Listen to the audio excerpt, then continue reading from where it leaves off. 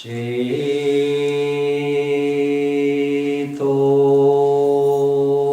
दर्पणमार्जनम्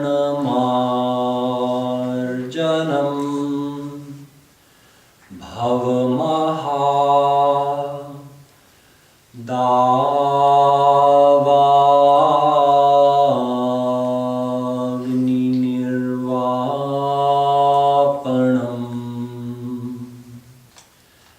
श्रेयः कैरवचन्द्रिका वितरणम्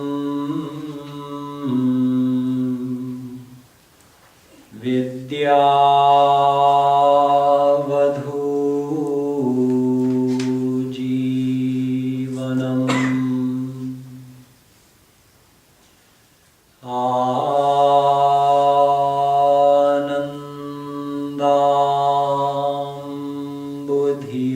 आनन्दाम्बुधिवर्धनम् प्रतिपदम्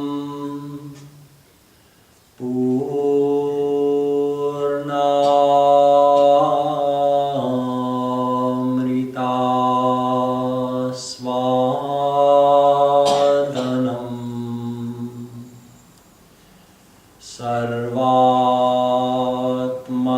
सर्वात्मस्नपनं परं विजयते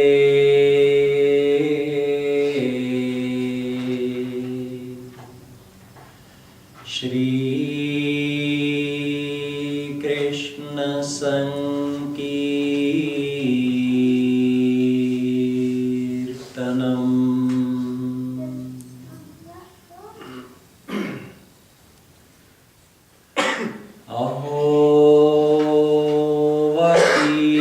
अहोवतीयं स्तनकालकूटम्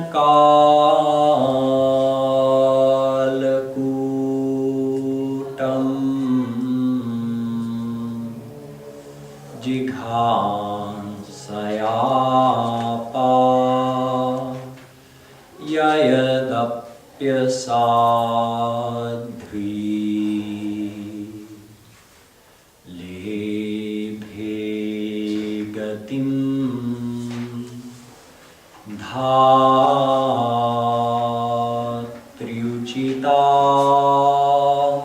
ततोऽन्यम्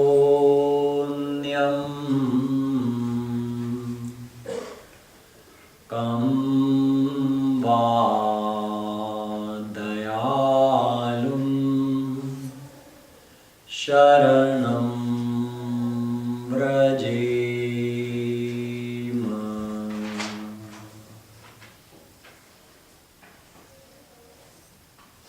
यो ब्रह्माणं विदधाति पूर्वं यो वै वेदांश्च प्रहिणोति तस्मै तद्वंह देवमात्मबुद्धिप्रकाशम् मुमुक्षुर्वै शरणमहं प्रपद्ये।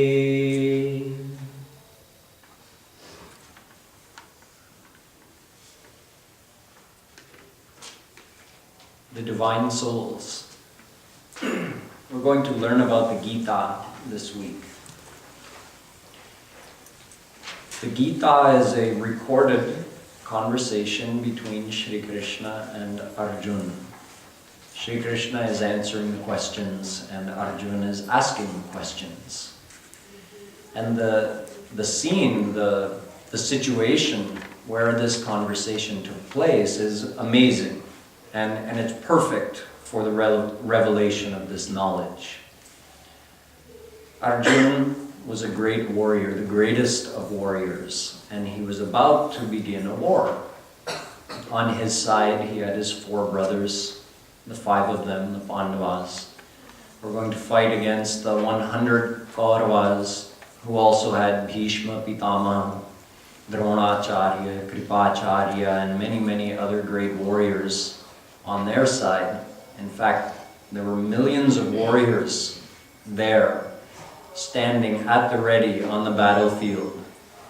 Two huge armies came and met on Kurukshetra, and it was a dharma yuddha, so it followed certain rules, certain regulations. So they met, and then there was a pre-agreed upon time when were they going to start the war, and then there was a way of starting the war that, first you blow on the conches and beat the drums and sound the horns, then after that you charge. So this war had been years in the making. This rivalry between the Pandavas and Kauravas had been going on since their very childhood. It culminated in this war because there was no other way to avoid it by that point. Shri Krishna tried one last-ditch effort, going as a messenger of peace and meeting with Duryodhana with a peace proposal which was extremely generous, to say the least. And Duryodhana threw it back in his face. He said, "No, I'm not even going to listen to you. You have to fight me. I'm not giving the Pandavas anything.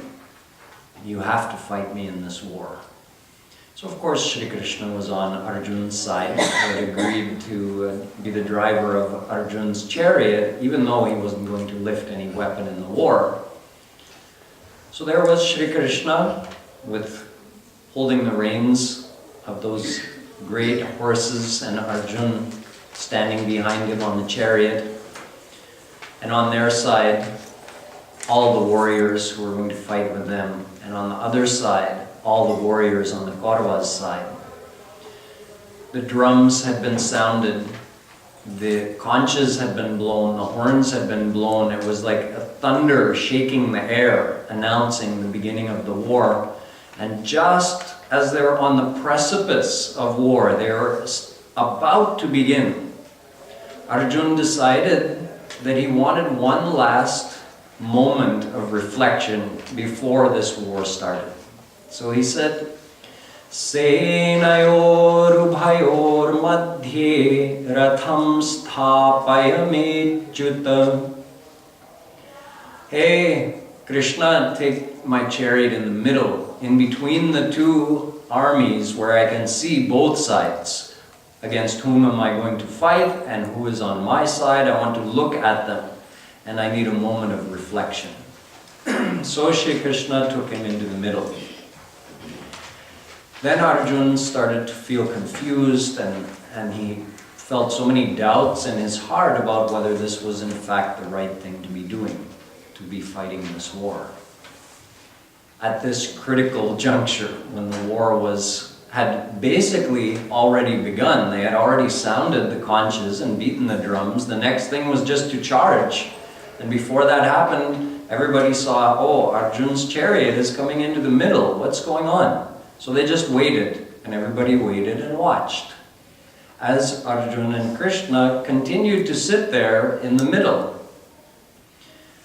Arjuna said to Krishna, after having looked into the faces of those against whom he was going to have to fight and try to kill, his great-great-grandfather, Bhishma Pitamaha, his guru of warfare, Dronacharya, who had taught him how to shoot bow and arrow and all the art of warfare, his family guru, Kulguru, Kripacharya, many of his elders and relatives, all on the side against whom he was going to be fighting. So seeing that, he had an emotional reaction, and he describes that to Krishna. Sidanti mama gatrani mukham cha parishushyati ve pathuscha sharire me romaharshascha. He says, my whole body is shaking. My hairs are standing on end. My limbs are getting weak. Like his arms are feeling numb, his legs are feeling numb. He says, my mouth is feeling dry. He goes on to say,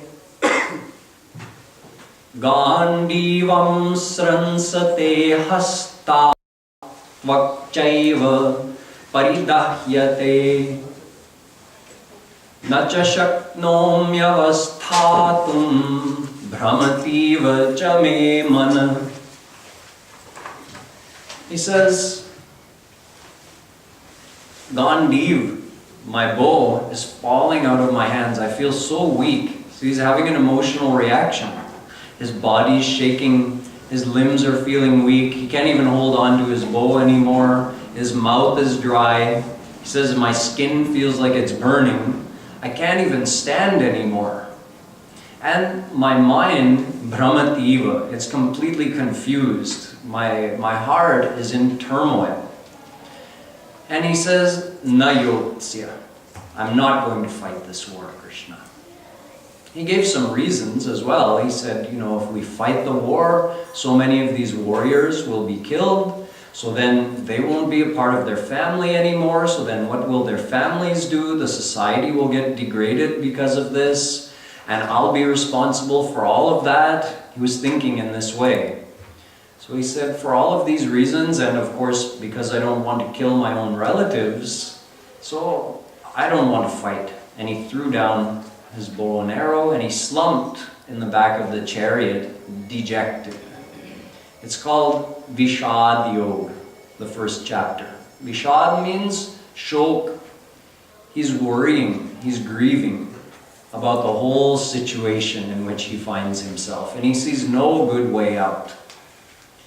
So he says to Shri Krishna, Karpanya dosho pahatasva bhava prichhami tvam dharma sammudha cheta yat shreya syan nishchitam bruhi tanme shishyasteham Shadhimam tvam prapannam.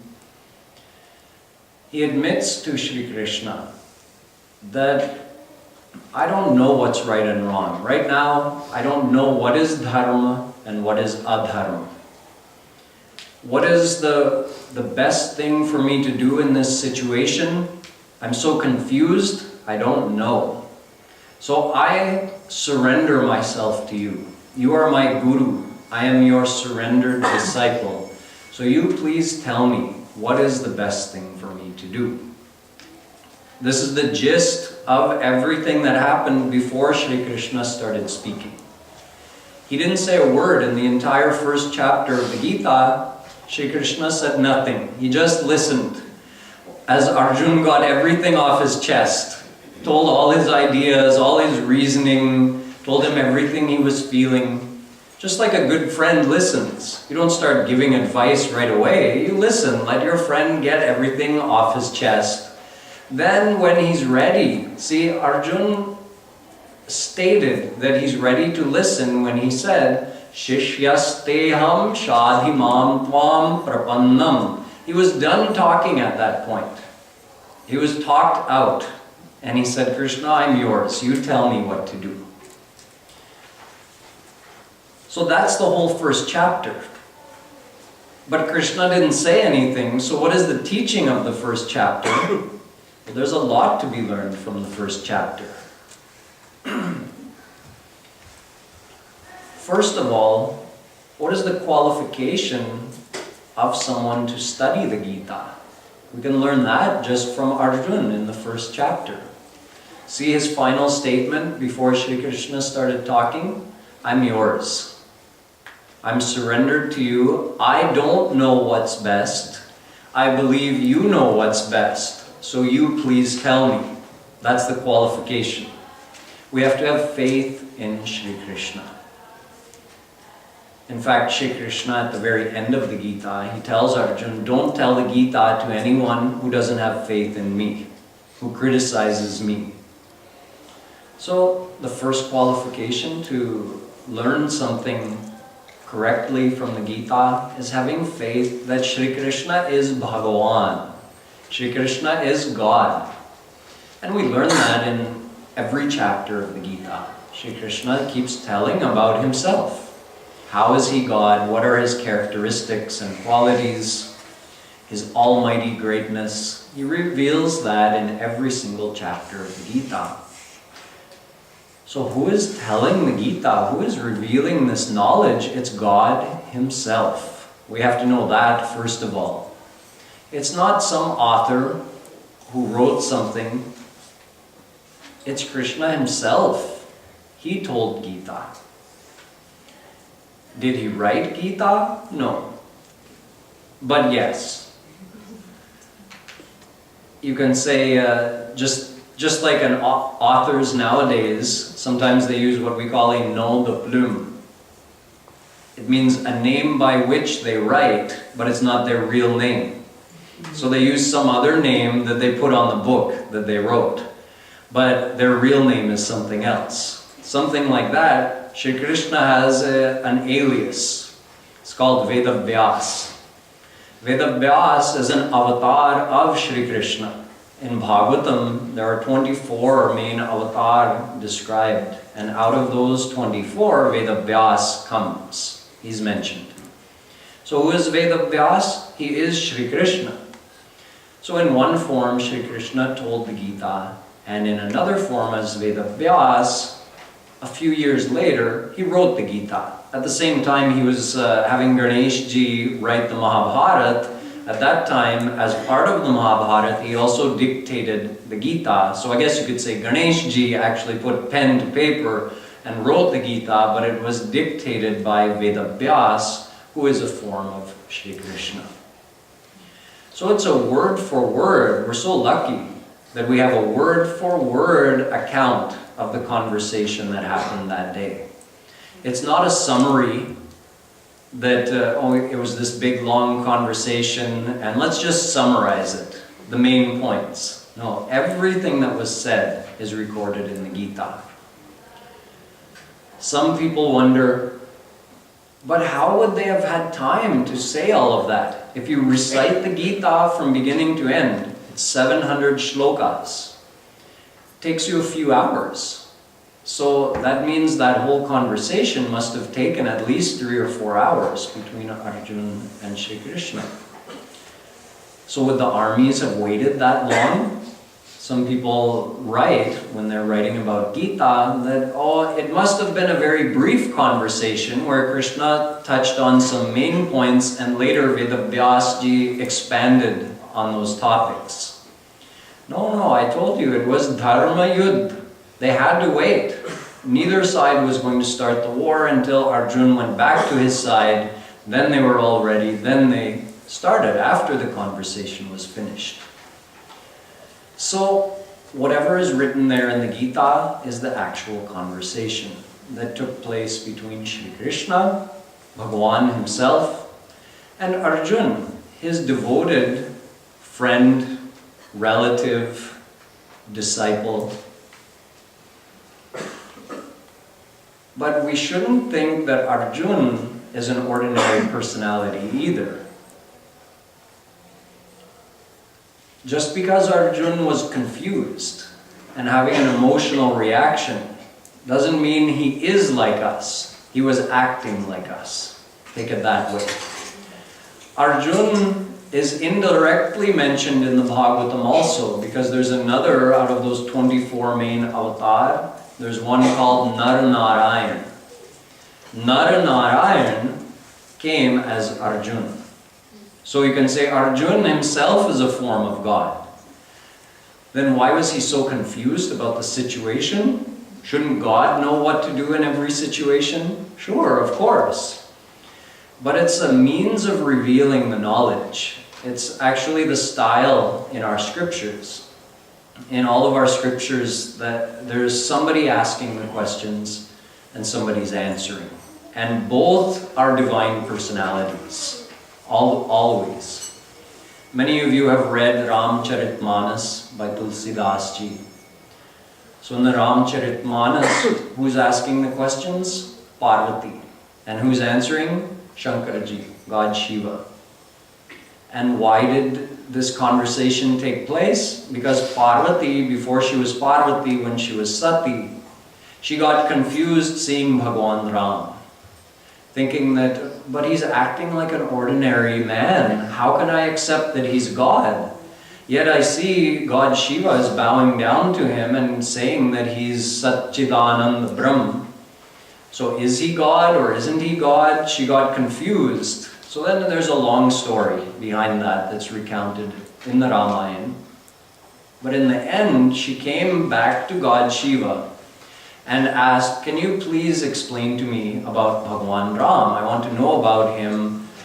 How is he God? What are his leelas? So because she was asking, therefore God Shiva told the whole of Ram's leelas, which is recorded in Tulsi Ramayana.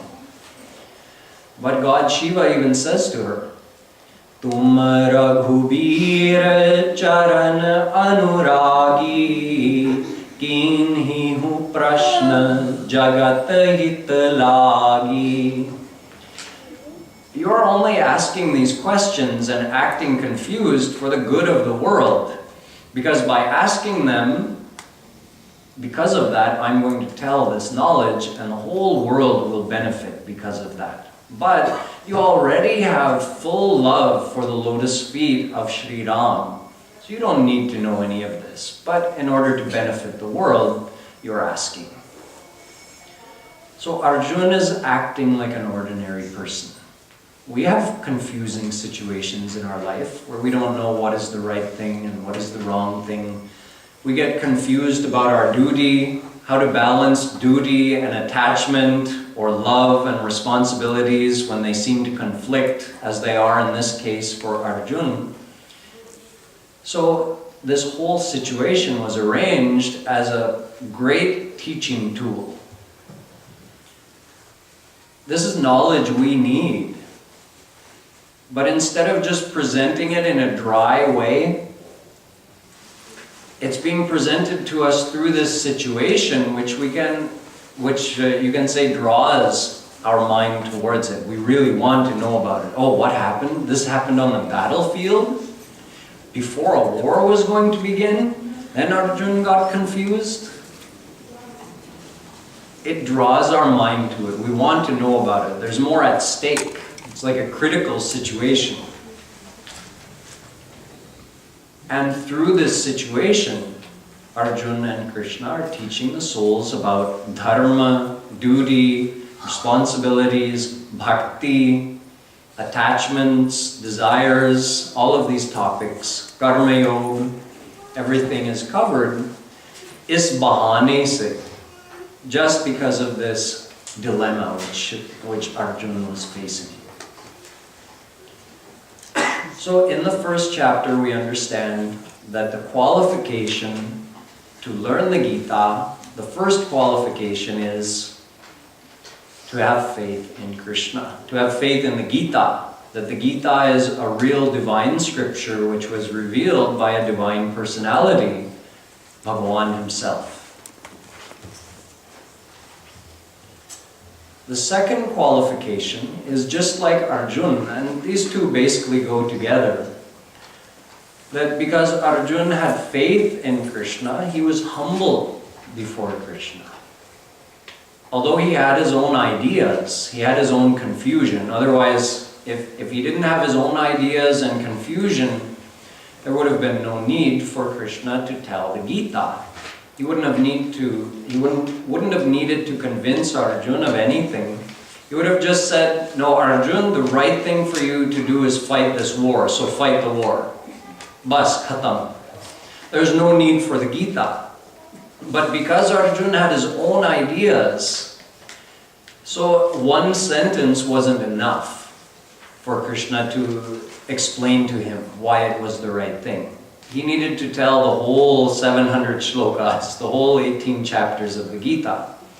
So we're like Arjuna in that way, that we have our own confusions and our own ideas. Not only confusions about how to live in the world, but also confusions about God. What is God?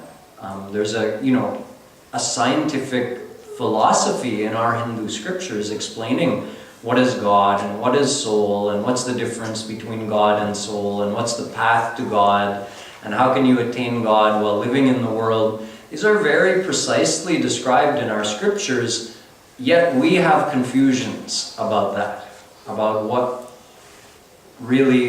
is the correct knowledge. So just like Arjuna does, we have our own ideas and we have our own confusion. And the question for us is, like Arjuna, do we have more faith in Krishna or more faith in our own ideas? Arjuna was at least 51% towards Shri Krishna, meaning he did have his own ideas. But he was willing to admit to Krishna that I'm confused and I don't know what's right. And I'm willing to listen. In fact, I want you to set me straight. I want you to tell me if I'm wrong. So are we at that point?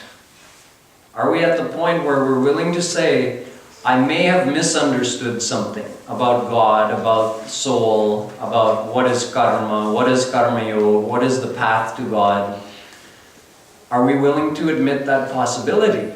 If we are, then we're qualified to learn something from Gita. If not, how could we learn? If the glass is already full, you can't put more water in it. You have to empty it out first.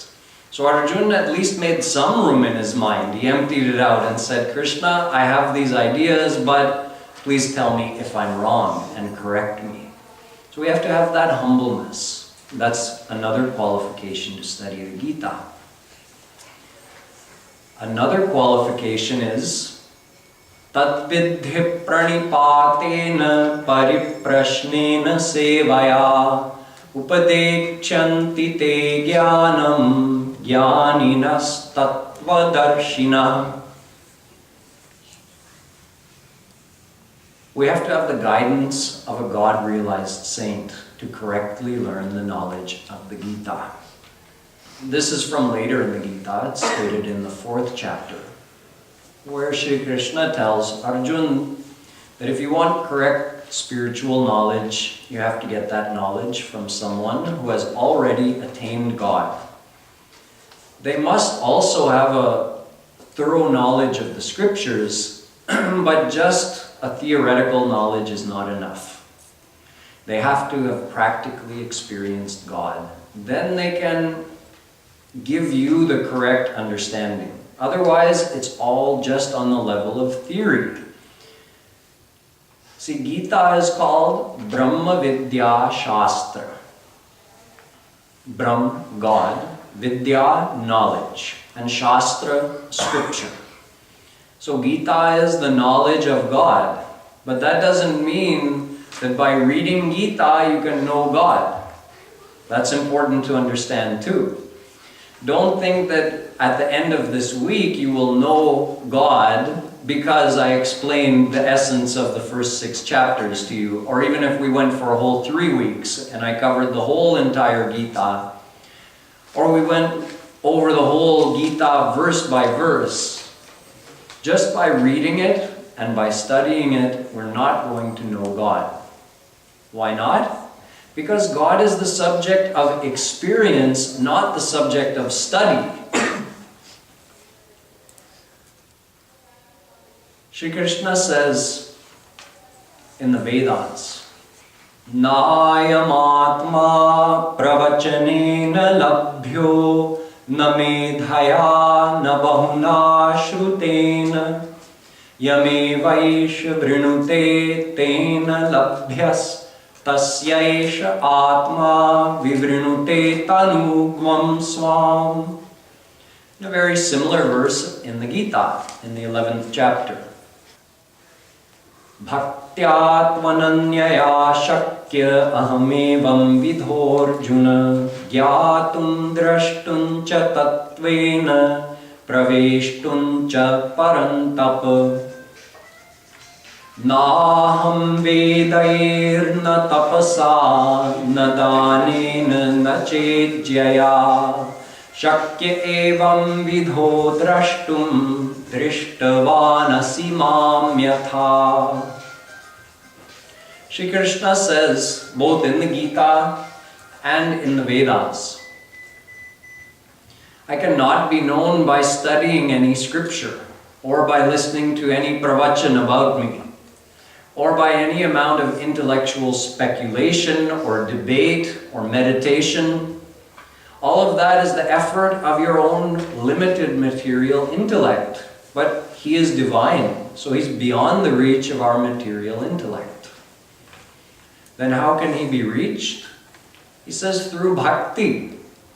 Bhakti means surrender, love.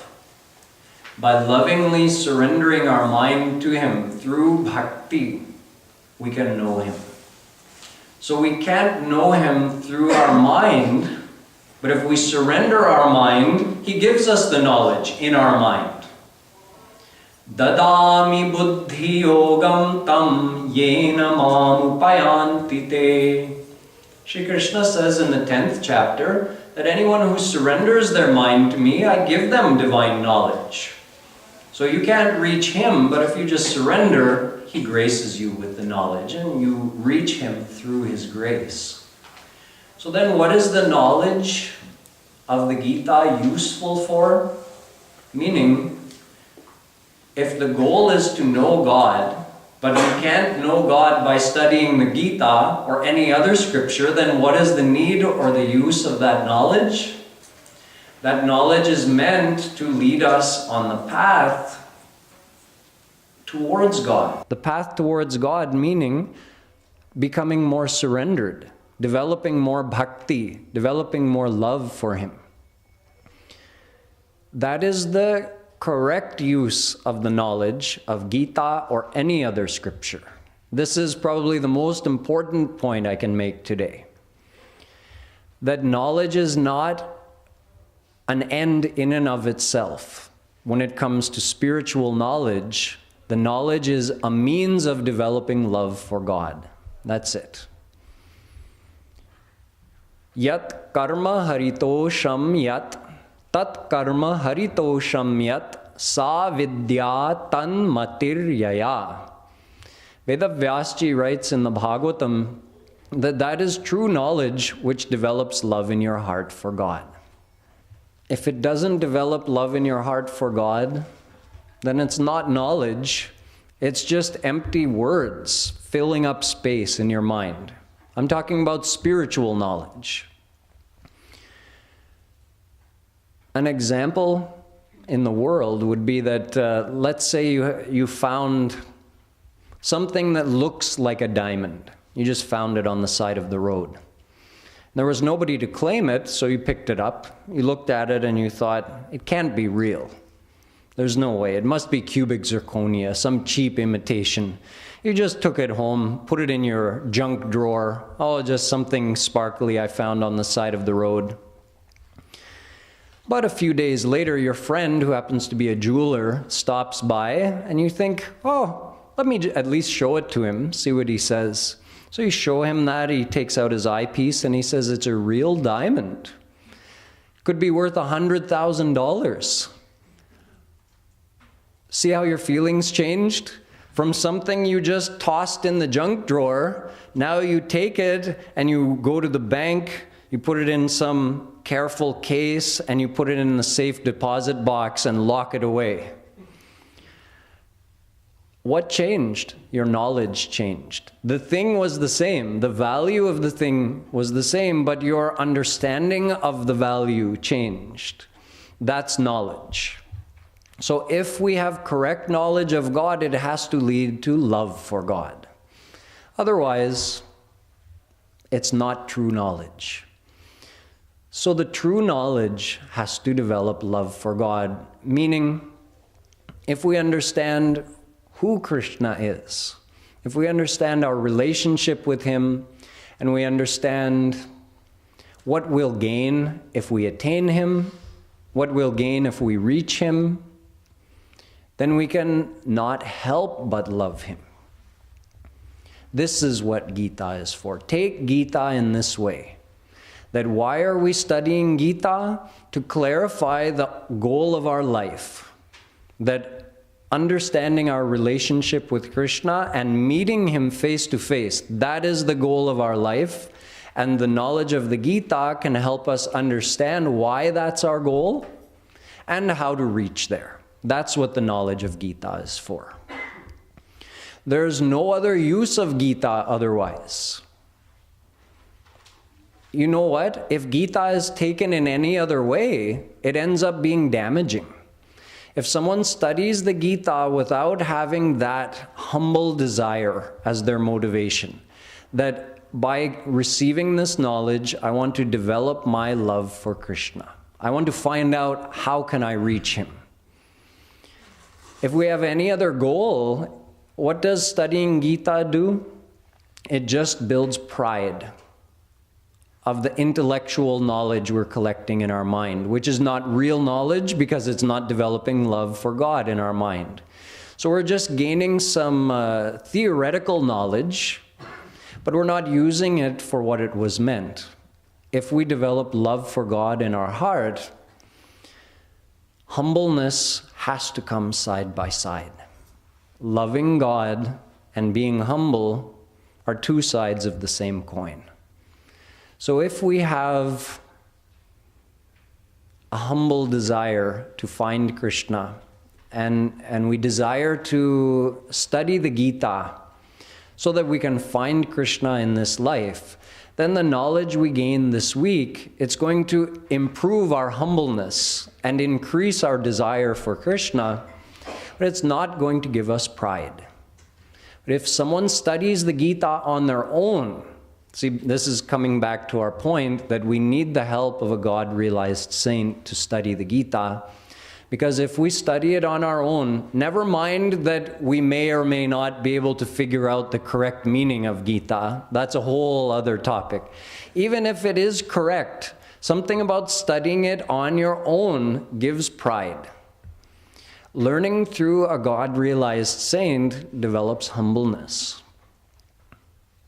This is one of the reasons Shri Krishna says you have to learn the Gita from a saint. Tad vidhi. You want to know me, you want to know God, or you want to know Gita? Pariprashnena sevaya pranipatena. You have to surrender to a true saint. So these topics are important to understand, and they're all, you can say, there in the first chapter, sometimes in an unsaid way, meaning just by Arjun's, through his own behavior, that's what he's showing, that you have to be humble in order to receive the knowledge. Now, I am not a God-realized saint who is able to impart this knowledge to you in the way that a true saint could. But in the absence of a true saint, we're doing the next best thing. I have learned whatever I'm going to share with you this week, I learned from Jagadguru Shri Kripaluji Maharaj. So with that, I'm going to do my best to present this knowledge to you in a way that's helpful to you on your spiritual path, that helps develop love for Shri Krishna, clarifies the path for you, and develops humbleness. So this is the perspective that we should take the Gita from. Our goal is to become like Arjun. In the end of the Gita, Arjun was God-realized. So he didn't just take the Gita like a theoretical knowledge, he actually put it into practice right then and there and became God-realized. With Shri Krishna's grace, of course, he became God-realized. So if we correctly understand the Gita, see, this is another good way to keep from feeling pride that I know something about the Gita. Ask yourself, have I attained God? If the answer is no, then I don't know Gita. If I knew the Gita, I would be God-realized. So it means whatever I heard from the Gita, I haven't correctly understood it yet, and I haven't correctly put it into practice yet, because if I did, there would be no delay in God-realization. So our goal is to become like Arjun, to actually put into practice this knowledge and become God-realized through the grace of Shri Krishna. So after Arjun presented all of his questions and confusion to Shri Krishna,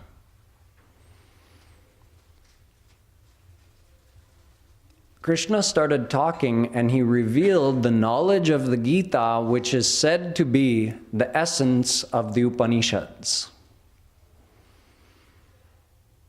Everything Krishna told, it's not something that you can say, Gita, whatever is in Gita has already been said in Vedas and Upanishad. There's nothing new, actually. It's all been explained in the Vedas and Upanishads already. But what is significant about the Gita is that it gives the essence of that. It's such a short scripture, only 700 shlokas. Whereas Vedas are 100,000 mantras. Upanishads are part of that. When we talk of Upanishads or Ved, it's actually the same thing, but Upanishad is a special part of the Vedas. Ved are actually divided into branches. There are originally 1,180 branches of the Vedas. 4 Ved, Rig Ved, Sam Ved, Yajur Ved, Atharva Ved. 4 Vedas, and each of those 4 Vedas has many branches. So all of the branches add up to 1,180. And each of those branches has 3 sections. So you have the Mantra Bhag, Brahmana Bhag, and Aranyak Bhag. Mantra and Brahman are used for Vedic rituals like Yajna. So it's just Karmakand. It actually doesn't even have anything to do with finding God. We'll talk more about that probably tomorrow. Why that's there if it doesn't have anything to do with finding God. It's like a preliminary dharma. How someone who isn't desiring God can follow the teachings of the Vedas to make themselves a better person. A large part of the Vedas just relates to that. So mantra and Brahmana Bhag are just mantras to be used in Vedic rituals. How are they to be used? All of that is explained. The mantras themselves are in the Mantra Bhag. How are they to be used is in Brahmana Bhag. And then Aranyak Bhag, the end of every branch of the 1,180 branches, each one has a section called Aranyak Bhag, which is the Upanishad of that branch. So in fact, there are 1,180 Upanishads. Out of those, a little more than 200 are available today. They're not all available in written form. Just like the entire 100,000 mantras of the Vedas are not available in written form today. But like the Gita, they don't only exist as ink on a paper, luckily for us. This is divine knowledge. So it exists as a power of God. Ved itself is a power of God. So God transfers that knowledge, I'm talking about in the very beginning, before this Srishti happened, before the universe was created. Shri Krishna gave the knowledge of Vedas to Brahma. He just received it into his divine mind as a power, like a transfer of power. And Brahma transferred that knowledge into the divine minds of the first rishis, the first saints of the earth planet. Later on, it was written into a, book form. But it's that same knowledge which came from Shri Krishna, which eternally resides within him, which is produced in a book form occasionally on the earth planet, whenever required. So those books may be available in full or available in part, but the knowledge is eternal. It's an eternal knowledge. And the Gita is the essence of that knowledge of the Vedas. So Upanishad is part of Ved, and it's the part that relates to God realization, actually. So the first, those mantra and Brahmana Bhag, they relate to just Karmakand, whereas the Aranyak Bhag, the Upanishads, they relate to how to find God. But that's so extensive and difficult to correctly understand the Vedas and Upanishads. So the Gita just takes all of that knowledge that's scattered throughout all of those branches of the Vedas and just condenses it into one scripture, 700 shlokas, all in the Gita. So the Gita is literally the essence of Sanatan Dharma. Sanatan Dharma originates from the Vedas. Abhyudaya nishreyasa siddhi sadharma. There's a definition of dharma given in Purva Mimamsa, which says dharma is a set of guidelines, a set of rules, practices, that if you follow, you get two things. Abhyudaya and nishreyas, meaning well-being in this world. Abhyudaya. And nishreyas, ultimate happiness, meaning you get to attain God. So dharma gives you both. And that dharma is called Sanatan Dharma. And it originates from our Vedas and Upanishads. And the Gita is the essence of that. In fact, it says that if the Upanishads are cows, then Shri Krishna milked those cows, and the milk is the Gita. So that's what we're going to be studying this week, is the essence of the Upanishads and Vedas in the form of the Gita presented by Shri Krishna to Arjuna to enlighten all the souls of the world about what is Sanatan Dharma.